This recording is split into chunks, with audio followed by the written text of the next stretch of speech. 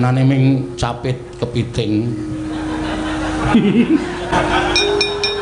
Iki maksudnya apa ya pusaka ngene iki? Apa iki?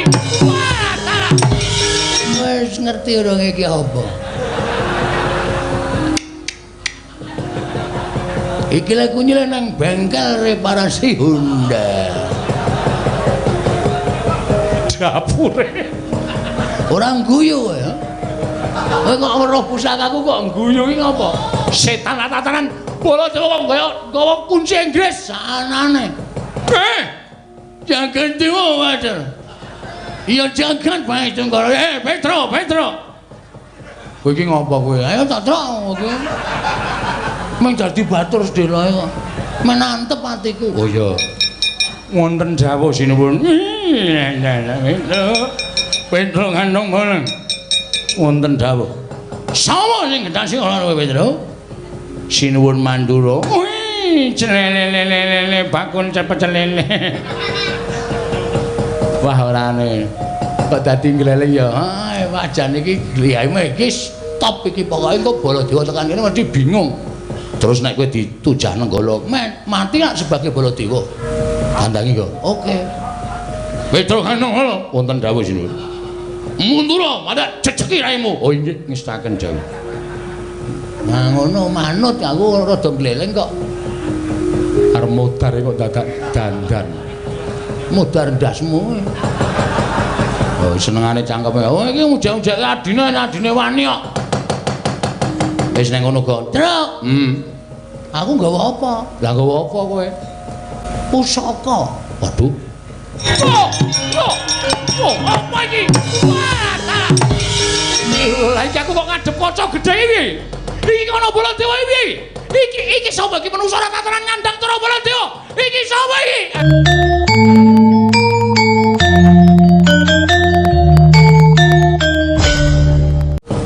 Iya, Pak. Lah ngopo kok malah nangis? Kowe ngapa rene iki? Aku ora nangis, aku ki ngrapal. Ngrapal apa? Aji Jaya Kawijayan. Kok mripate ana banyune? Heeh. Mongko nek moto semene iki mesti luwih gemrojok ae ya, Tru. Kaya ledeng. Ledeng dong. Mundura. Oh iya. Aku lagi nyuwun pengayoman. Muga-muga Bapak krungu pesambatku le mutok kongkon tekan negara Ndarawati.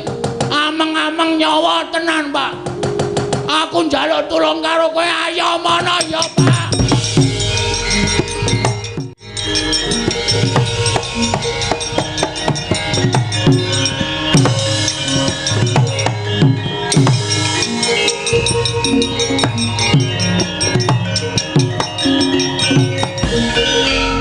Nek kowe ora ngayomi karo aku, ngrekoso uripku mati saka Kyai Nenggala utawa Alugara, Pak. Weh, sinuwun Mandura. Matane. Lho. Sik. Lho. Coba nyuwara. Kowe ngapa, Tru? Kowe ngapa? Lho. Lho ngapa? Kok melu keplok to? Lho kok kowe iki sik. Kowe Bagong to? Heeh. Kowe ngiluwa. Kowe nggo ngono ra, nggo pengilon ra? Nggawa, cilik ongotan kae. Kowe mesti tok talekke nggon sepatu to. Ha ta? Kowe sangu ongotan cilik iki tok talekke nggon sepatu terus tok nggo nginjen kathoke kanca-kancamu ha ta? Ora trik mbiyen ora. Aku ya sok ngono, aku ngerti kathoke bojomu kok. Weh. Yuk sikut mudar kowe ora. Ngapa e? Lho, delok rupamu. Lho,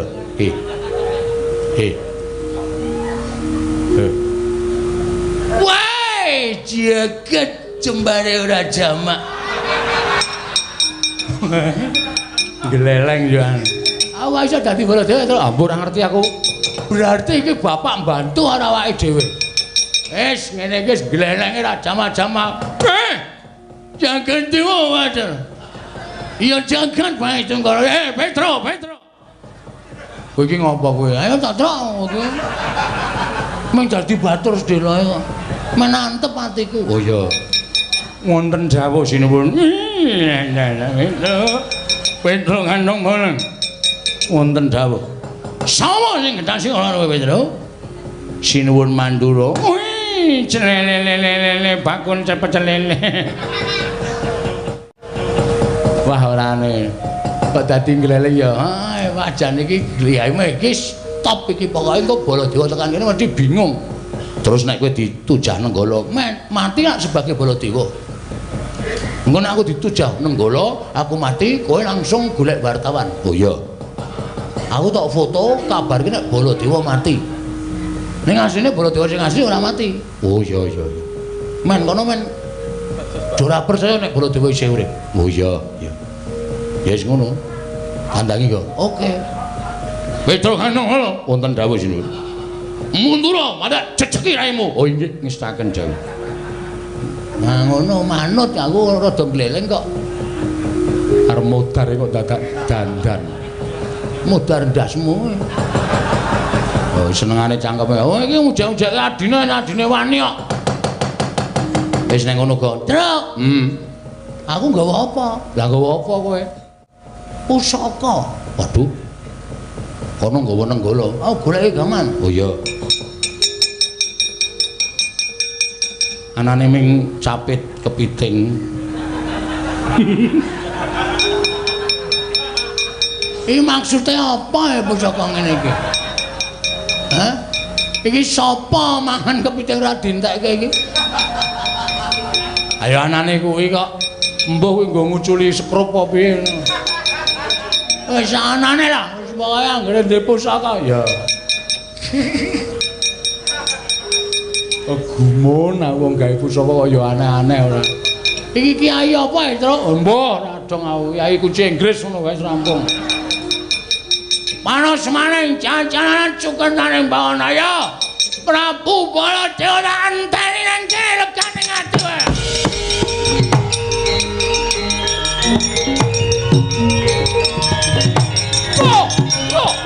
Oh, apa iki? Wah, salah.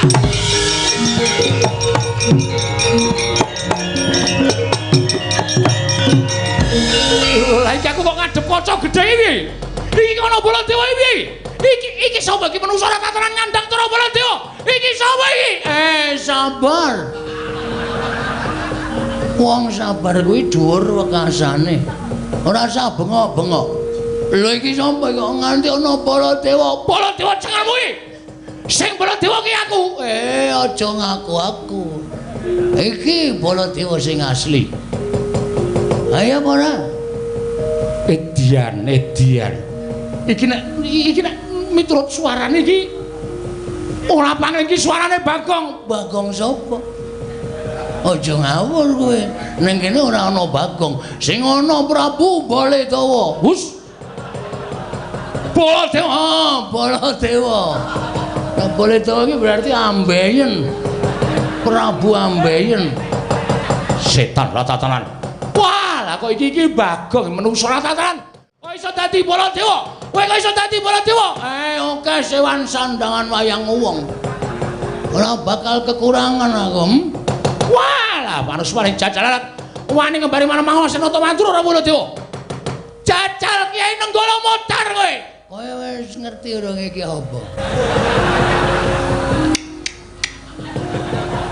Iki lek nyileh nang bengkel reparasi Honda. Dapure. Orang guyu ya. Kowe kok weruh pusakaku kok guyu iki ngapa? Setan tatanan Baladewa kok gawa kunci Inggris sanane. Ayo. Kowe arep ngapa? Wah. Manus maning jajalan. Iya apa iki? Lho karo dhek dhewe kok lali. Iki Kiai Nenggala. Wis kowe ra usah gleleng iki apa iki? Pusakamu cek tak untir tak kendhokke coplok sekrupe. Iblis larat ngino karo Baladewa. Mati dening aku, mati dening sedyanipun Semar utawi kula ngrawuhaken pepundhen kula Pandhawa menika babar pisan boten. Ning pancen Pandhawa niat rawuh piyambak wonten ing mriki. Lah wigatine boten kanthi kanyana-nyana Pandhawa ingkang rumaosi anggenipun mupuk ngelmu, Pandhawa ngrumaosi anggenipun ngudi kawruh. Nalika semanten pancen wonten ing Karang Kadempel setunggal wonten ing Saptawarga, angka kalih wonten ing Karang Kadempel. Mila pendak-pendak ndara-ndara kula Pandhawa menika mandhap saking pertapan Saptawarga tanpa ndhe jujukipun wonten ing Karang Kadempel. Mila pangraosipun ndara-ndara kula Pandhawa menika lajeng gadhahi raos keputangan dhateng wewengkon Karang Kadempel utaminipun dhateng Semar. Ning nuwun sewu lho, kula ora rumangsa mutangke, kula ora rumangsa kula niku mutangke budi kalih para Pandhawa. Napa sing kula lakoni niku lahir batin netepi dhateng kewajiban kula. Lah kok kewiyos pengendikaning para Pandhawa. Kakang Semar kowe kepengin apa, kowe njaluk apa? Gelar lahir lan gelar batin Pandhawa saguh nyukupi, Pandhawa saguh minangkani. Lah terus ndara-ndara kula niki nanting kalih kula nek pancen duwe lan kepengin wewujudan gelar lahir Semar njaluk apa? Monggo kula niki mboten tahu kepengin napa-napa. Sing kula rasake pun tuwa niku ya uripa sing apik, uripa sing becik-becik karo kiwa tengen, apik karo sanak kadang mitra kawruh kali kula warga kula. Supaya Semar niku rak wis tuwa, wong tuwa niku mung kari antri. Sok kapan disuwun karo sing gawe urip, dijaluk bali karo sing kuwasa. Supaya urip kula ya kepenak, mati kula ya sampurna. Mula babrana picis niku pun kula singkirke. Lah tata gelar batin Pandhawa ora ketang sedhela kepengin nyaket lan kepengin lenggah sawetawis wonten ing Karang Kadempel. Kula ya ora wani nduwa, kula ya ora wani mbalak, kula ora wani nolak. Wong kula niki ming batur, kula niki ming Panakawan. Nek kula wani mbalak utawi nolak kersaning para Pandhawa, lah kula niki sinten? Mula nggih kula sumanggahaken kemawon ajeng nyipeng teng Karang Kadempel. Ganepipun pinten dinten kula mboten ngertos. Ngaten niku sedyanipun ndara-ndara kula Pandhawa. Mila Den, napa sing dikersake Pandhawa rawuh teng Karang Kadempel niki pun kula aturaken kabeh. Malah kepasang yogya katujuhe ngenu dene sampeyan rawuh enten mriki. Sampeyan iku dadi suwing para Pandhawa, pengayomaning Pandhawa. Kula tak nyuwun niguh pertikel utawa nyuwun pangendika sampeyan napa sing dikarepe Pandhawa kaya ngeten iki tumrap sampeyan Sinuwun Ndarawati pripun, Ndara? Caca muntap lir kinetap duka yayasinipé. Netra kocak ngundarandir.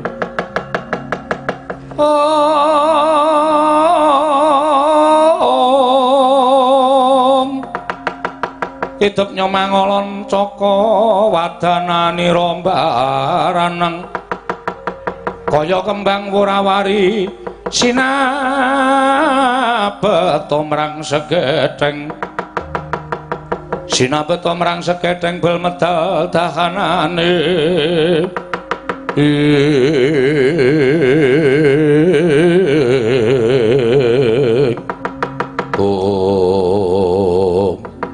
Kakang Semar, kula Ndara. Yen Kakang Semar mbalekake rembug apa ngendikake mau marang Nata Ndarawati. Miturut Nata Ndarawati kabeh ingkang linakonan dening para Pandhawa, utamane Kyai Prabu Darmaji, Werkudara Janaka apa dening kembar. Sayekti kabeh mau becik nanging tumrap aku tanpa petung. Tanpa petung pripun? Tanpa petung pripun? Ngerti ya? Lamun Nyai Prabu Darmakusuma kuwi nalindra mangreh sagung para kawula sak negara Ngamarta. Lah nek Nyai Prabu sak kadang-kadang lenggah ning Karang Kadempel banjur kaya ngapa kanan ning negara Ngamarta? Mongko kabeh kawula kuwi uga butuh pangayomaning Nyai Prabu Darmakusuma sak kadang-kadang ning negara Ngamarta. Yen nganti akeh para kawula ing padha ngawuni-ngani yen to Nyai Prabu Darmakusuma kuwi mapan ning Karang Kadempel, akeh para kawula kang padha mestani Ratu Ngamarta kuwi mban cindhe mban ciladan tegese yen Panakawan dimban cindhe nanging yen kawula lumrah dimban ciladan mongko sak temene jejermu kuwi tanpa beda kaya para kawula. Jejering Semar lan Panakawan liyane kuwi tanpa beda kaya dene para kawula. Kowe iki ya mung kawula cilik ngono wae. Ora kok duwe derajat apa-apa, ora duwe pangkat apa-apa. Ya mung dicaketake uripmu marang para Pandhawa wekasan kowe tansah dingerteni dening para Pandhawa. Mula kang sanga kuwi lamun Kyai Prabu Darmakusuma bakal lenggah sawetara wektu ning Karang Kadempel, aku ingkang ora mathuk, aku ingkang ora gathuk. Mula wektu dina iki Praptaku ning negara utawa ning Karang Kadempel iki pengen boyong marang para Pandhawa kondur marang negara Ngamarta. Netepi marang kewajibane ingkang sak mestine dilakoni saben dina ya kuwi minangka dadi nalindra negara Ngamarta. Mangke riyen lho. Kula rapun matur to, kula niku mboten meksa. Ajeng nyipeng nggih monggo. Tumuli kondur nggih mboten napa-napa. Tur napa karepe Pandhawa niku kula ora njaluk. Karepe Pandhawa niku kula ora ngemis ora njaluk. Niku dadi karepe Pandhawa dhewe. Dadi nek napa-napa sing digendhekake para Pandhawa kok kula wani nduwa keparenging Sinuwun Darmakusuma niku dosa napa sing kula sandhang. Semar niki ming Panakawan, Semar niki ming Batun kok wani nyentulani rembuking ratu. Napa mboten nami kula ajeng kuwalat? Mula nek sampeyan kepareng ajeng mboyong Pandhawa kondur dhateng negari Ngamarta, monggo, monggo mboten napa-napa. Ning ampun mangpeksa, ning ditari dhisik sing kawogan. Purun apa mboten kondur dhateng negari Ngamarta? Nek mboten ya aja dipeksa. Ning nek purun kondur Semar ya ikhlas ora apa-apa, Semar mboten ajeng gondheli. Yayi, kula wonten dawuh Koko Prabu. Menapa Yayi Prabu aweling penggalih menawi kelanggan sak mangke badhe kula kanthi kondur dhateng negari Ngamarta. Dudu barep kakangku sing paring dawuh sarta sing wangsulan ning Werkudara. Werkudara arep wangsulan apa? Kresna kakangku. Para kaki pitungan satemene Werkudara lan sakadang-kadian prapta ning papan kene. Sayekti menuruti marang osi ing ati. Osi ing ati sing kepiye? Pandhawa mrumangsan yen ta urip nalika semana digegulang dening Kakang Semar, Pandhawa digula wentah dening Nalagaring Petruk Bagong. Pandhawa isa ngudi ngelmu ngangsu kawruh. Pandhawa saiki dadi priagung ana negara Ngamarta, kabeh mau ora mrucut saka panggula wentahing Semar lan anak-anake. Mula apa jeneng kleru ing atase Pandhawa paribasane males. Kabeciane Panakawan marang Karang Kadempel srana aku caket karo Semar ora kitang sedhela. Monggo yen wis paripurna bakal bali marang kewajibane dewi-dewi. Yen wis paripurna nggonku caket karo Semar sarta wis rampung nggonku bakal mbangun Karang Kadempel sarana pambangunaning batin. Werkudara barep lan Janaka bakal bali marang Praja Ngamarta. Werkudara, bule kakangku piye? Ya nadan kaya ngono si Adi kudu eling lamun si Adi kuwi sentananing Nalindra, si Adi kuwi satriya. Tentrem lan uraning negara kuwi ana pundhahing para satriya. Aja kok negara, tentrem lan uraning jagat kuwi ning pundhahing para satriya. Yen si Adi mapan ning Karang Kadempel tegese si Adi singlar saka jiwa kasatriyan. Ora bakal singlar saka jiwa kasatriyan. Nanging aku mung uga netepi jiwane kasatriyan. Jiwa kasatriyan endi sing mbok tetepi? Tansah tresna marang kawula, ngerti marang sapa ingkang ndadekake para Pandhawa. Lan ngerti sapa ingkang gula wentah marang para Pandhawa. Mula yen to Kresna kakangku lan Baladewa kakangku paripaksa dina iki kudu boyong para Pandhawa. Sing gedhe pangapuramu, aku dadi wakile mbarep kakangku, aku ora bakal sagu bali ning Ngamarta. Yen durung tutup nggonku males marang Semar sarta dulung rampung nggonku bakal mbangun Karang Kadempel Kresna kakangku. Werkudara, piye? Si Adi nyawang pun kakang ki katon apa? Kowe kadangku tuwa, aja mbok sebut kadang tuwa. Nanging mestine kowe kudu eling, Pandhawa tanpa Kresna mesti ora bakal kaya ngene kedadeane. Sadurunge Pandhawa kenal utawa tepung karo Kresna, luwih dhisik tepung karo Semar. Mula luwih dhuwur derajate Semar tinimbang Nata Ndarawati. Oh ngono to. Dadi saiki si Adi wis bedak-bedake perkara derajat. Si Adi wis bedak-bedake perkara kelungguhan Nata Ndarawati kelawan Semar. Lah nek pancen Werkudara Janaka Yai Darmaji kuwi wis rumangsa marem entuk pengayomaning Semar, Mbak yo mlambok ya wis ora usah dadak njaluk pengayomaning Nata Ndarawati. Apa perlu wit dina iki Nata Ndarawati ora dadi pengayomaning para Pandhawa yen ta Werkudara Yai Prabu Darmaji Janaka lan kembar wis rumangsa tentrem, wis rumangsa ayem diopeni karo wong kere gedibal 17 sing jeneng Semar Badranaya iki Werkudara.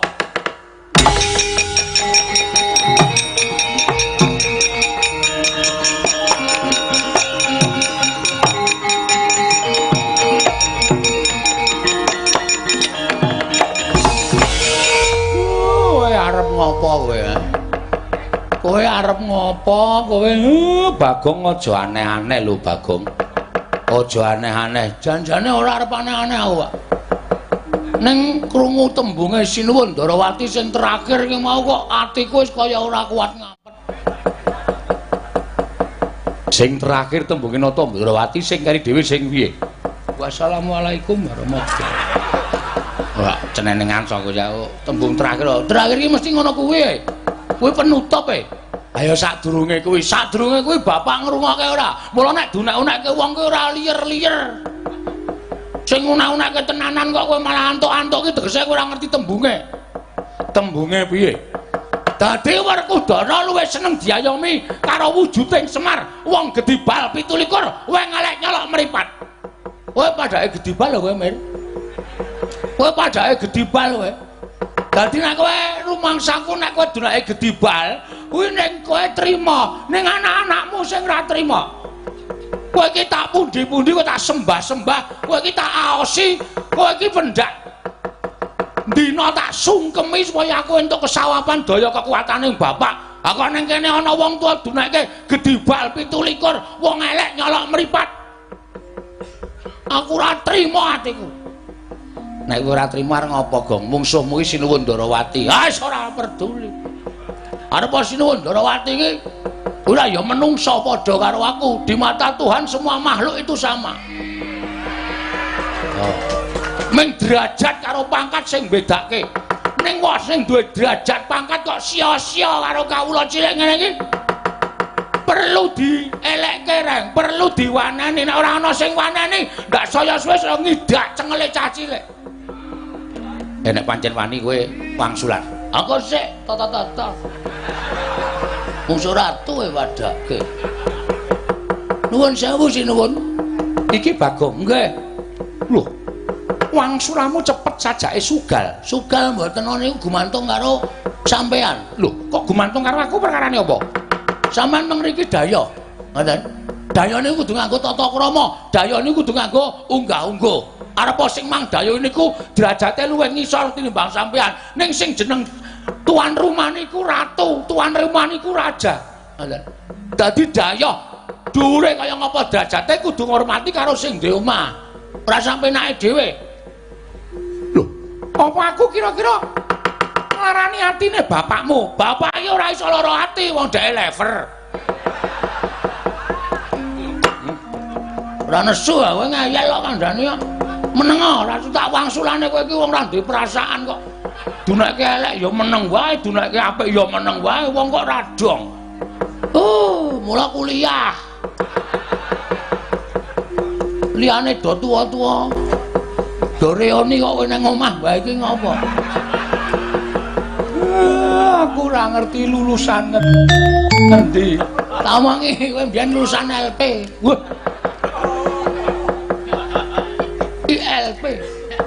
ILP dengkulmu. Ngoten. Dadi nek sampean gendasi karo Semar kula ora trima.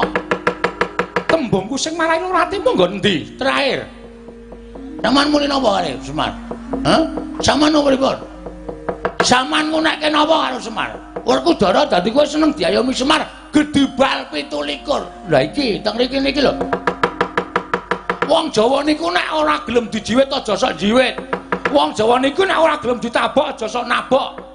Wong niku nek kepengin dibasani basanono, nek kepengin ditata kramani ya tata krama. Niku salokaning wong Jawa. Ning sampean ora, kula jane ora arep melu masalah niki. Ning gandeng sampean wis ngunekke Semar gedibal 17 wong elek nyolok mripat.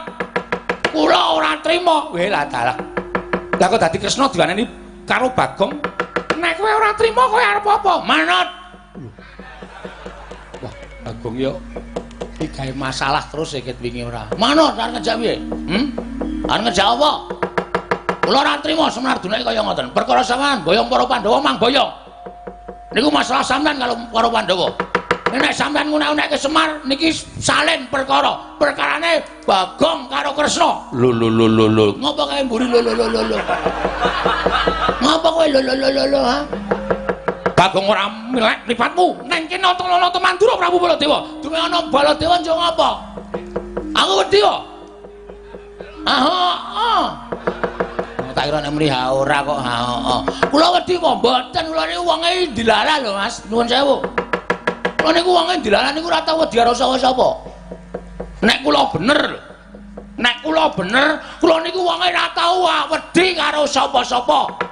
Aja kok jamak lumrahe menungso, dewa medhun wae kula ora wedi. Omonganmu iki bahaya lho, Gong. Oh, aku ya tratapan iki, Mak. Awak dadi makcrup ngono mau to iki. Nek dewa medhun tenan piye, Tru? Ambuh. Ono omong ngawur kok senengane. Kula niku aja kok menungso tak wedenono. Demek. Kula ora wedi. Prasida Dewa, ora engko nek Bathara Narada teko. Berkencang karo daya njabut aku cilaka aku. Ah iya kowe aneh-aneh senengane. Ora bakal wedi, Raden. Ora bakal kula wedi. Lah terus yen kowe ora trima bapakmu tak unek kaya ngono kowe arep ngopo? Ngene wae, saiki sisan gawe lah. Aku wis males mikir ada-ada. Ngene wae.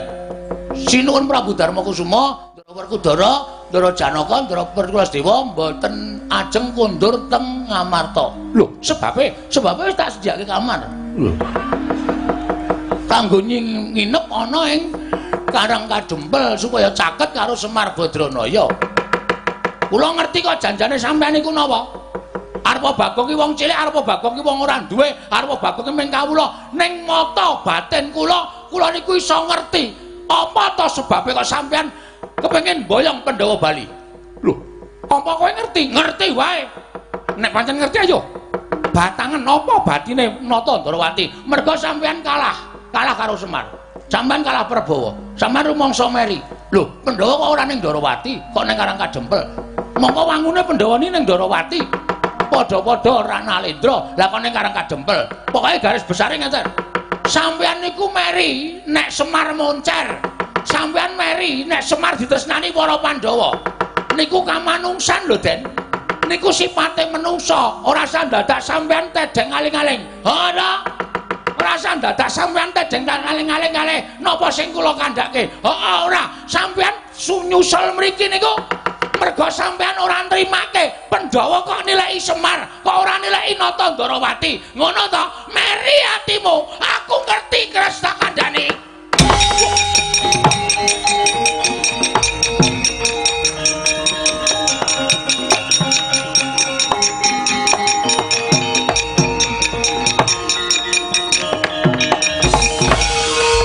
Paisane Bathara wayah Bathara jagat wae lah dalan. Urut dibatang atiku dening Bagong. Modal ora kowe. Aku kulino sulapan kok. Sulapan iki hubungane apa karo wong bedhek? Aku kulino bedhek atine wong kok. Apa ora kowe? Cocok lah. Karena meri menika. Lho. Karena iki waduh, keterucut ya aku. Kulino kulino pentas ning Betawi. Gayamu merga sampeyan niku nuwun sewu meri kalih Semar terus nyusul mriki dienggo kekuatan nggawa Ndara Baladewa supaya Pandhawa kondur teng Ngamarta aja nganti cedhak karo Semar ngoten. Jane ati sampeyan niku biyen wis meri karo Semar ketoke rukun ning jane ndem-ndeman. Nek Pandhawa cedhak karo sinten Semar niku sampeyan ora dikeparengake sarta ora ikhlas. Nek Pandhawa cedhak karo Semar sampeyan semelang. Nek napa sing pun sampeyan tetepi minangka kewajiban dadi suwing para Pandhawa niku tetel merga Pandhawa luwih percaya karo Semar Badranaya. Ngoten mboten? Cocok mboten? Kebedhek sampeyan nek mungsuh Bagong ora usah tok simpen nggih mboten? Terus sampeyan ngejak bali para Pandhawa supaya ora cedhak karo Semar. Ngoten niku kula ngerti kok, Den. Kula ngertos, Ndara. Wah, parah paring dagelan sekane kaune lesanan.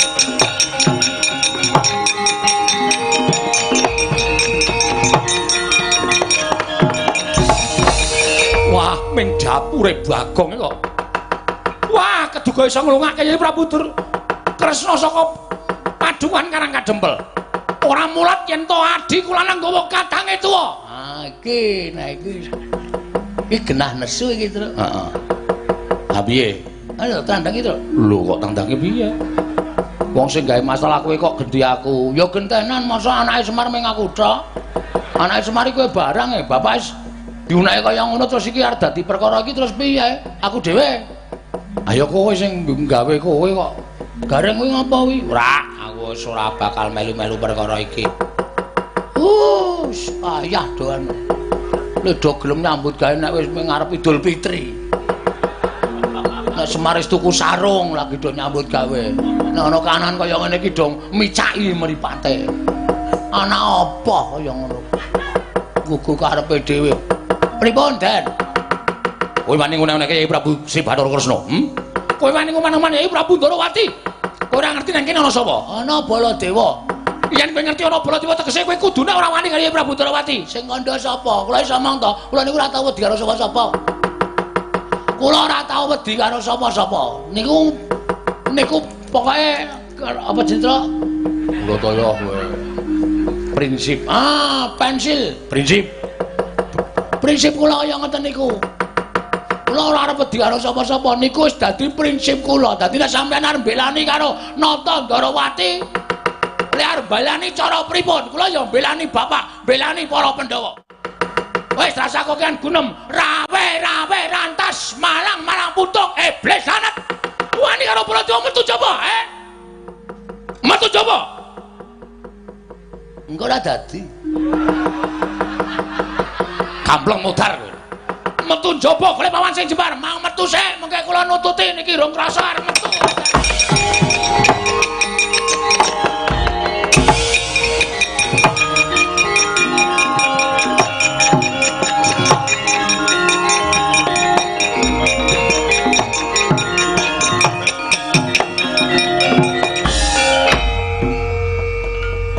Nek wis dadi geger kaya ngene iki terus piye masalahe? Kowe wani apa karo Sinuwun Prabu Mandura? Kowe wani apa karo Nata Ndarawati? Sinuwun Kresna ki wong ampuh, arep kaya ngono ora tau perang, awake cilik ning ampuh. Kae duwe pusaka senjata cakra. Nah, kae duwe Sekar Cangkok Wijayamulya. Kae piyaine ora tau iso mati. Merga mundi Sekar Cangkok Wijayamulya?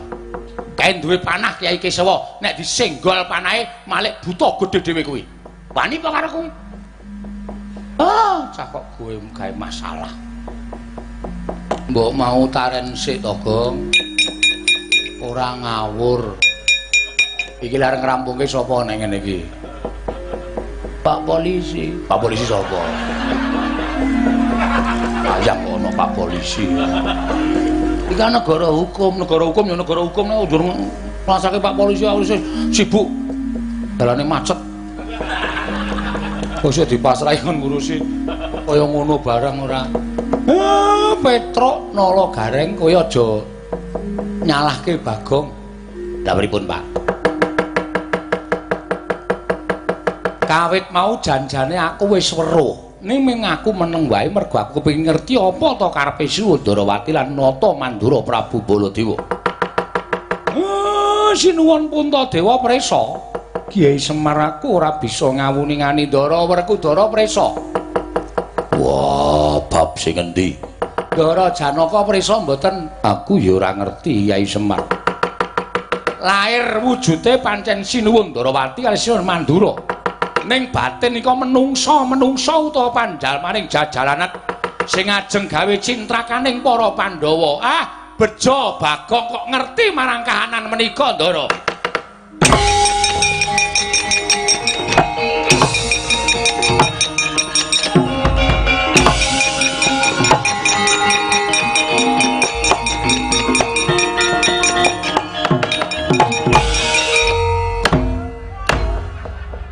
Melek ora mripate. Nek ora ana aku karang kajempel banjir getih. Kowe mripat ki yo mulangane Bapak Semar, ha ta, Pak? Bapak Semar tau mulang karo anak-anake. Netra kuwi ora mung nggo ngematke kanthi lair tok, ning permana janggel jati. Kuwi ya digunakake ya, Pak ya? Permana jati kuwi ateges mata batin. Anggonamu mata menungsa kok mata iwak? Mata iwak matamu kuwi ora. Kok mlirik terus kira? Oh, dorang. Nek ora ana iki, Pandhawa wis sirna marga mlayu. Marga layu. Padhake ora. Ya, Pak ya. Ora kaya Bagong. Pancen bocah wani dhewe karo wong tuwa, ning kowe iki pancen wasis dhewe.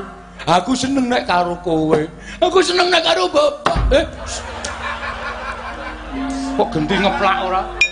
Plak ora. Syukur aku gumbira. Aku seneng. Wah, dadi kae mau pandhal maning mungsuh to, Pak? Iya. Titikane ana. Titikane apa? Titikane apa Kyai Semar? Sinuwun Ndarawati kuwi siji. Nek tindak adoh mesti ngambah dirgantara. Mabur. Monggo iki mau tak sawang saka kadohan kekuwataning mripatku wis weruh saka adoh kono lah kok padha tindak ora ngambah dirgantara, ora mudhun saka dirgantara. Ndahan pesawat paling Pak, ora. Ndarawati iki iso mabur dhewe. Angka loro ana sing ora diderekke utawa ana sing ora nderekke. Sing ora nderekke? Ndaramu Kresna kuwi nek tindak mesti bareng karo sapa? Ayo, pancen kowe wong sing pinter nek tindak karo sapa? Karo Lesmana. Ngawur. Samareng anu Senopati Ndarawati sapa? Setyaki. Karo Raden Setyaki. Nah, kuwi ya ora ketok. Mula aku banjur sajake kok tida-tida bareng tak pandeng nganggo permana jati wae. Sandangane Kresna ning jerone udu. Waduh, imitasi. Iya. Wong saiki nek ora ngati-ati akeh barang ngono iki lho, Pak. Iya, bener. Mula ndaramu kae awat-awatono. Engko nek kira-kira ndaramu Ndara Werkudara Janaka kae ora kuwagang nandingi ndaramu Kresna karo Ndara Baladewa. Kowe mlayu matura karo aku. Wong loro tak tandangane nek nganti Semar ora iso ngrampungi perkara. Wah, piye? Dirungokke kok meng dirampunke sik lagi. Ora rampung kowe. Doyan kowe. Wis diapurmu ora. Mengko aku nek nganti ora iso ngrampunge aja diundang Semar Badranaya. Nggih, ngetaken Petro dalem. Tatanan para wadyabala sendika, Pak.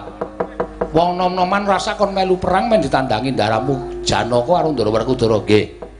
Nala garing dalem, Pak. Kula mboten saged perang, Pak. Sikil kula becik, tangan kula cekot. Kowe ngisenana polah mudhar. Malah kon ngiseni kolah ning ora apa-apa sing penting ora perang kok. Bagong kowe ya melu-melu kudu melu wani. Wani miwiti kudu wani ngrampungi. Siap ngestaken dawuh. Sinuwun Darmakusuma, Kyai Semar ana dawuh menapa? Monggo kula kanthi wonten salebeting griya Den. Perkawis menika dadipun rembag. Sajake kok ming enteng gegayuhane para Pandhawa bangun Karang Kadempel ning kok godane kok gedene ora jamak. Ndak borongake marang Kyai Semar. Nggih, ngestaken dawuh. Ndara Klasdewa, monggo mlebet wonten ing pepengkeran. Iya, Kyai Semar. Ayo tak dherekake ya. Kakang Yene aku tak dherekake. Petro, nun. Dawuhna marang pengrawit Karang Kadempel. Kon muni gending sesanti mulya supaya cedhak kamulyane Petro. Nggih, ngestake dawuh, Pak.